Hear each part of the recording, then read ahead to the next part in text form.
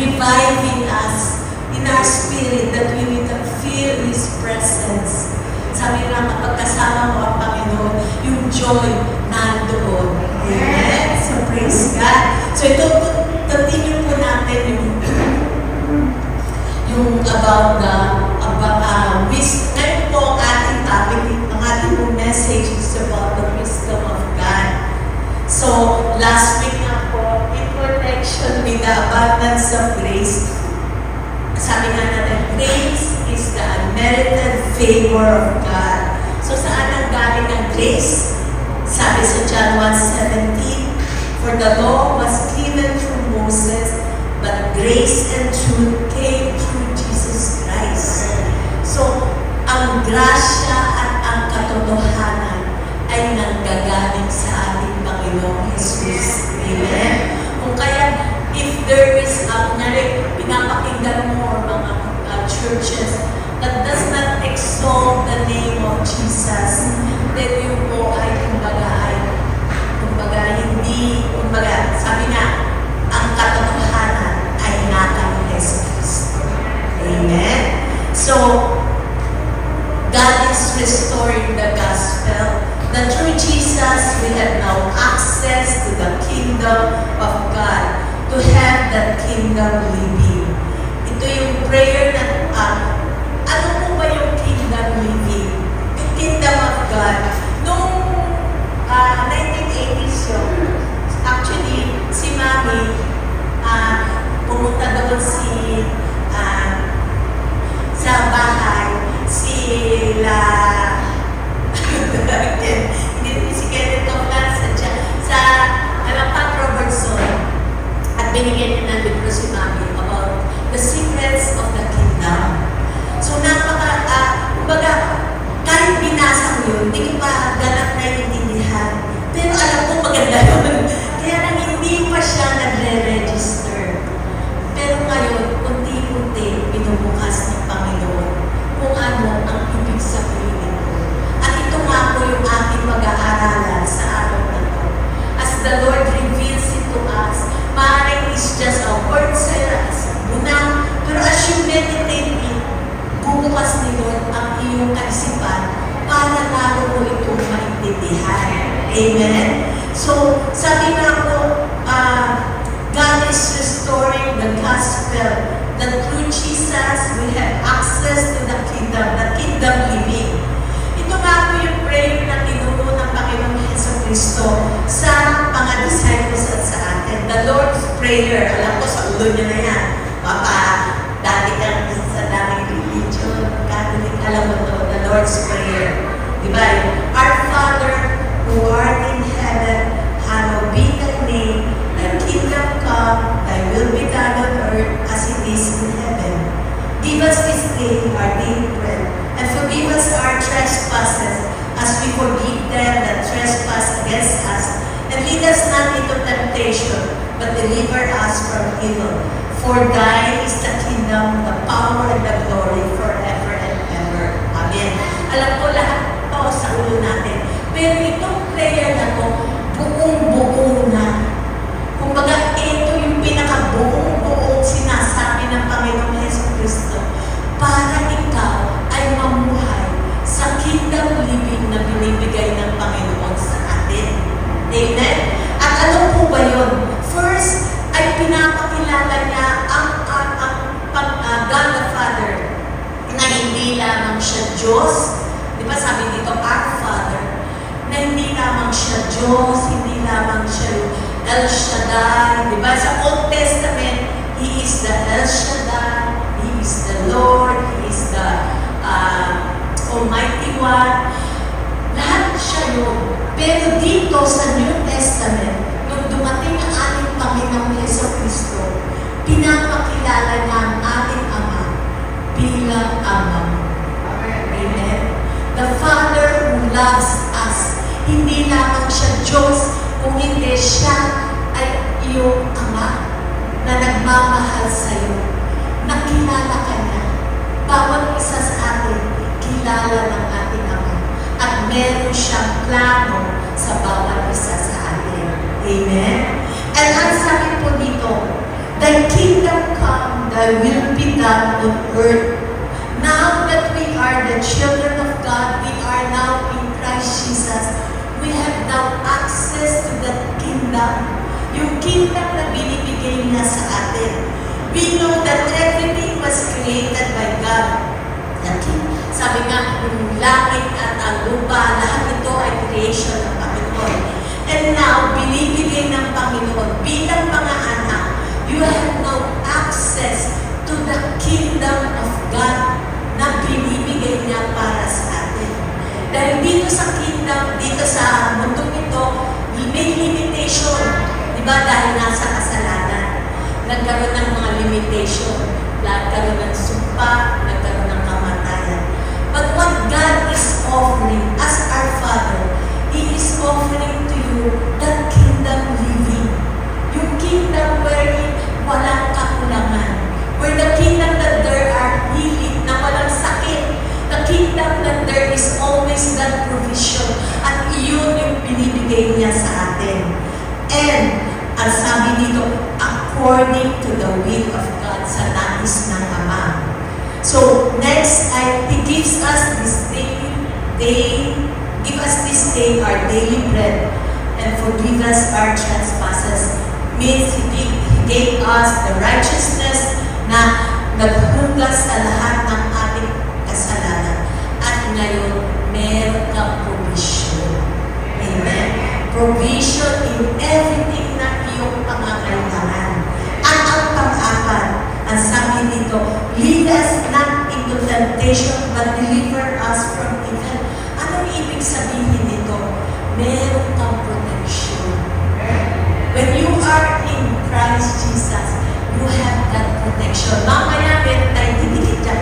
Napakaganda ng binigay ng Panginoon tungkol dito sa protection na binibigay niya sa atin.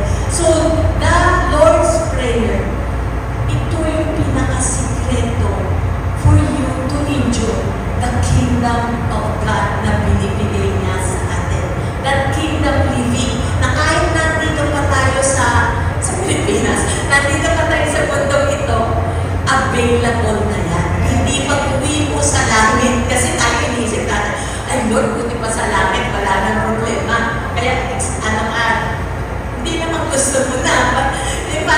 Parang syempre, you look forward. Pero actually, sinasabi ng Panginoon dito, what is in heaven is now available for you here.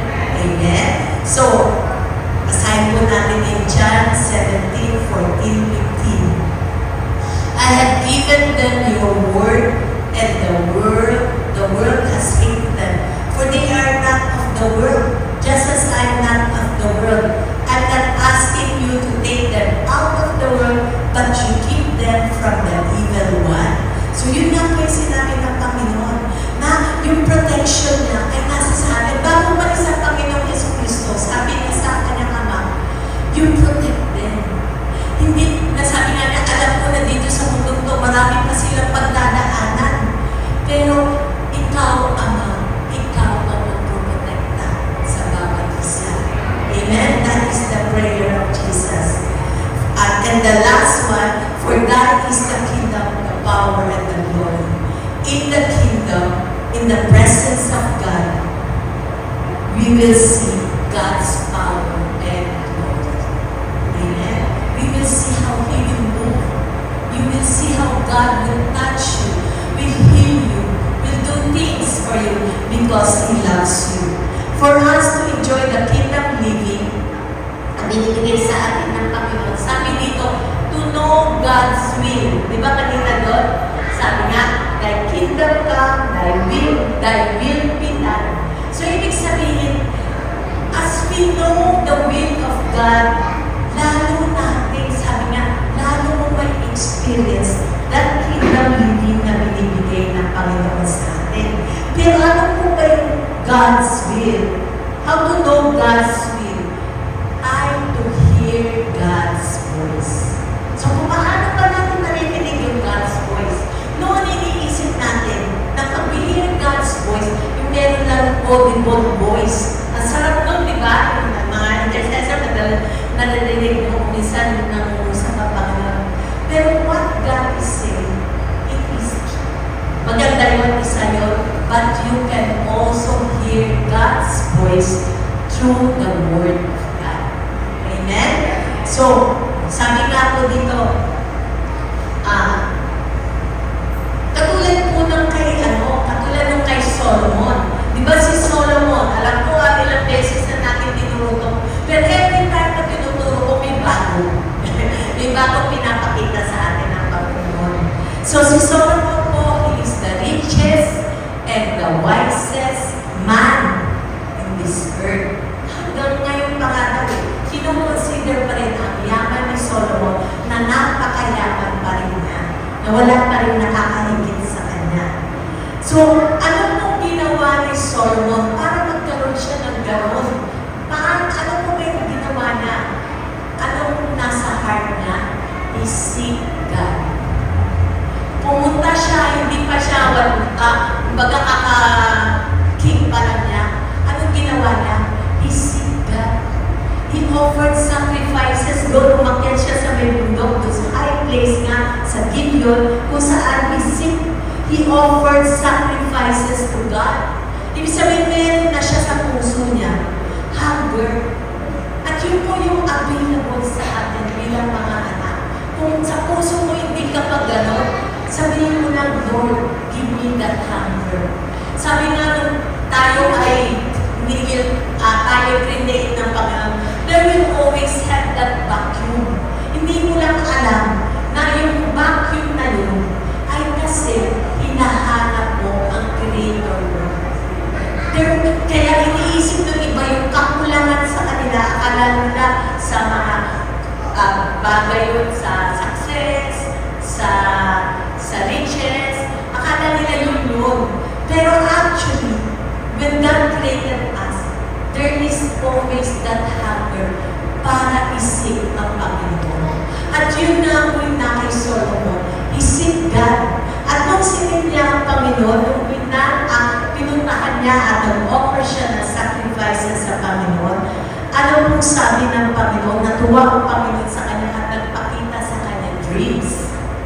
Ibig sabihin, pwede kang pag-usapin ng Panginoon sa dreams natin. At doon na po sa dreams, ay sinabi sa kanya ng Panginoon, kinausap siya at sinabi sa kanya, ask for whatever you want me to give you. Kung ano yung gusto mo, hingin mo. At anong sabi niya? Sabi ni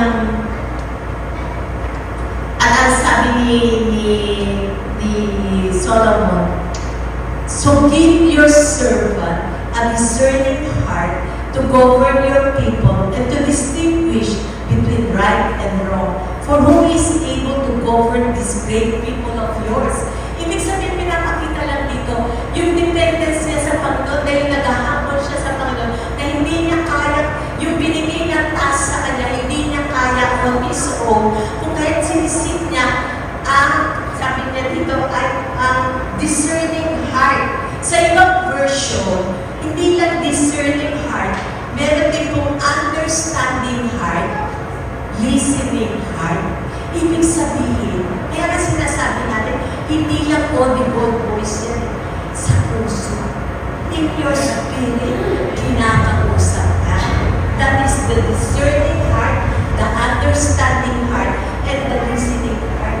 So, kumbaga, in our spirit, kinakausap tayo ng Panginoon through His Word and through our spirit.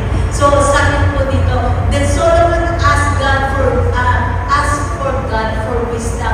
At dahil yun ang hiniling niya, kinukonsider ng Panginoon ang ibig sabihin nun, nag-a-ask siya for wisdom. Amen? That discerning heart, that feeling heart, ibig sabihin, ina-ask niya for wisdom. And that is seeking the will of God. Amen? Nakukuha niyo po yung dugtong. Anong ibig sabihin ng seeking the will of God? That is wisdom. Amen? Kung ano ang nasa puso ng Panginoon. When you seek His presence at nag-usap siya sa iyo, you are seeking the will of God. Kung ano yung gusto niyang ipahatid sa iyo. Alam natin sa Bible, napakarami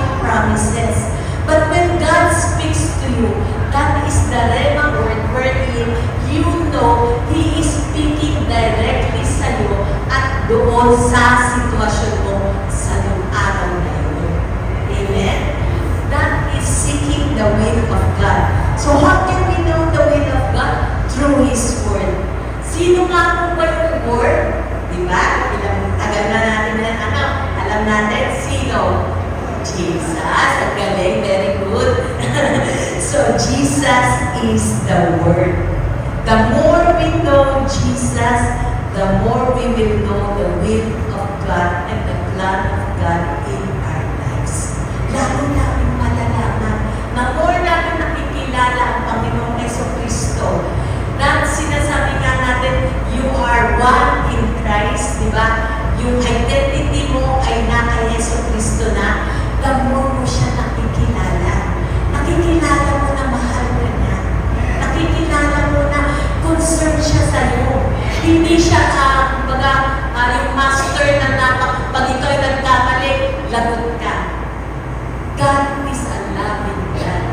Kaya nga namatay siya para sa'yo. Binigay ng Ama ang kanyang anak para sa'yo. And that is how God loves us. Amen? So, and that is the strategy to bring the kingdom of God, to bring transformation. That is knowing His will through His word. So, balik tayo kay Solomon. Sabi nga po in 1 King 3:10-13, at ito ay kinagalang ng Panginoon. Every time that you seek God, kinagagalak na yan. Amen?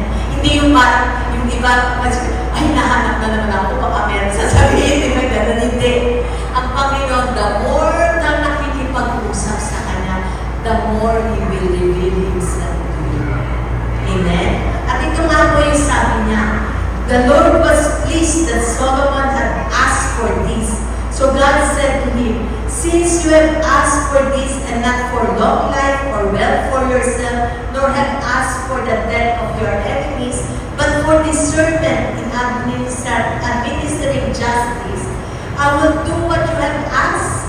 I will give you a wise and discerning heart, so that there will never have been anyone like you, nor will there ever be moreover. I will give you what you have not asked for, both wealth and honor, so that in your lifetime you will have no equal among kings. Biruin mo yun. Kumbaga, ito lang ang inihiling mo, binigay na sa'yo lahat-lahat ng Panginoon. Amen? Na sabi niya, kasama na ang wealth, kasama na ang honor. Amen? Kasi yung iba, yung mayaman pero nawawala yung honor. Di ba? Yung nagtatapasama dahil sa mga wicked ways. Pero sa Panginoon, sinasabi dito, He will give you honor. Sabihin, makikilala ka. He will lift you up. Amen? Na, He will give you honor and He will give you wealth. Kasama yung wealth, no? So, at when we seek the heart of God, God gives us wisdom.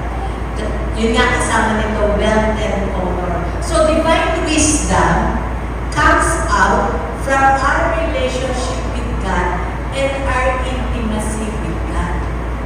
Ibig sabihin, the more ka lumalapit sa Panginoon, the more mo nalalaman ang will ng Panginoon para sa iyo. Okay? Hindi pwede once a week. We become intimate. Kumbaga sa intimate, kapag mag-asawa, lagi kayong pagkasama. Ano ba? Di ba ganon? The more kayong pagkasama, the more mo siya lalong nakikilala.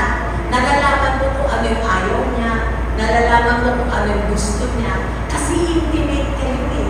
Kumbaga kilala mo na siya, kahit nakatalikod dyan. Kilala mo, kahit ang layo-layo niya, kilala mo. Eh, asawa mo niya, ayun, nandun, di ba? At ganun din po tayo. Kapag you are so close with God, you will hear His voice and His heart. Kung ano ang plano niya, kung ano ang kinasasaya niya para sa atin. Amen? So, He will not only transform you, but you can influence the community and the entire society. Sabi nga po sa Matthew 5:13-16, ito po yung kingdom style. Ang sabi dito, you are the salt of the earth, but if the salt loses its saltiness, how can it be made salty again? It is no longer good for anything except to be thrown out and trampled underfoot. You are the light of the world. A town built on a hill cannot be hidden. Neither do people light a lamp and put it under a bowl. Instead, they put it on a stand and it gives light to everyone in the house.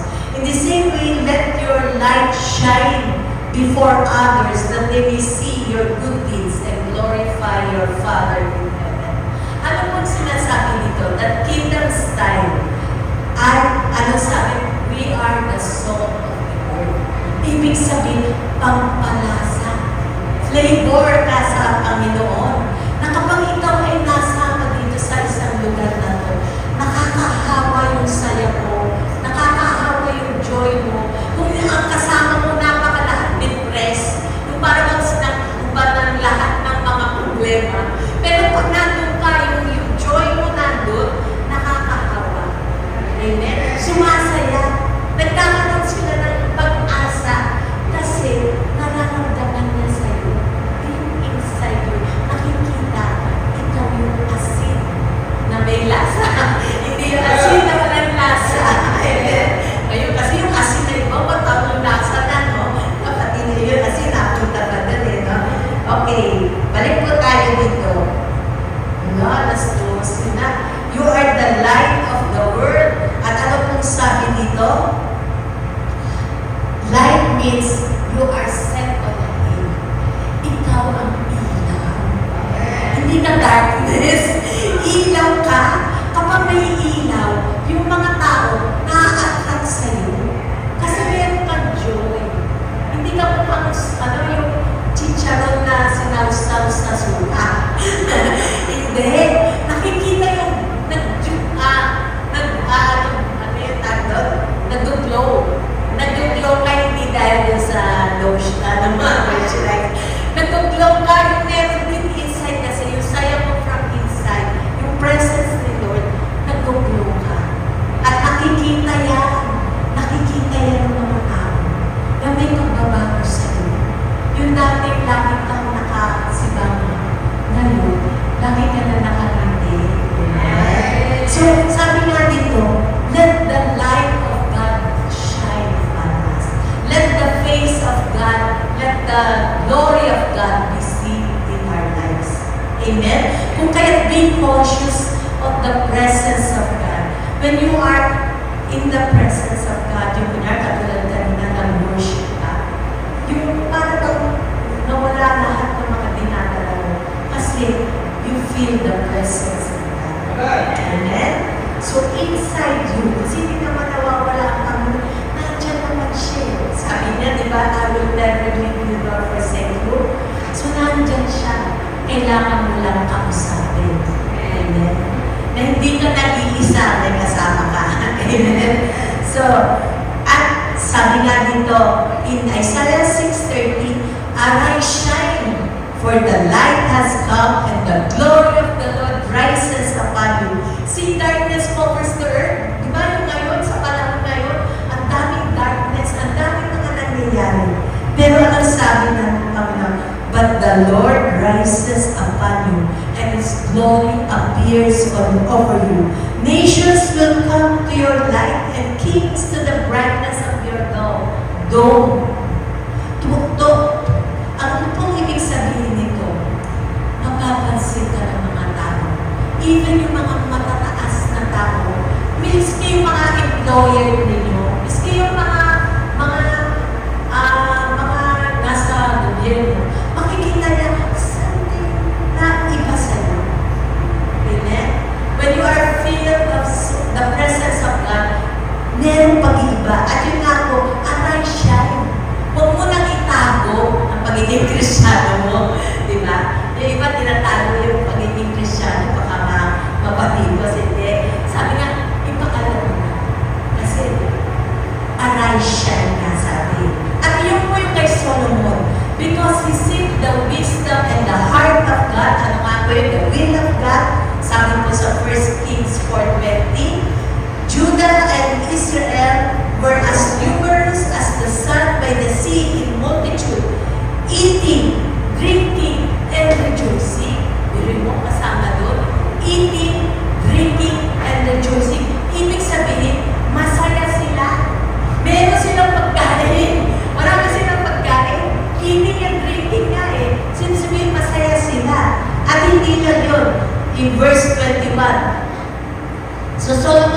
over the kingdom from the river to the land of the Philistines as far as the border of Egypt. They brought tribute and served Solomon all the days of his life. Ibig sabihin, pusa na lang. Nagsuserve sila kay Solomon. Amen? Yung mga tao hindi mo kilala, sometimes lalapit yan sa'yo para magbigay ng favor. Amen? Yung kumbaga, may magbukas ang pinto or may tutulong sa'yo, favor yun. Kasi something is in you. At hindi lang yun.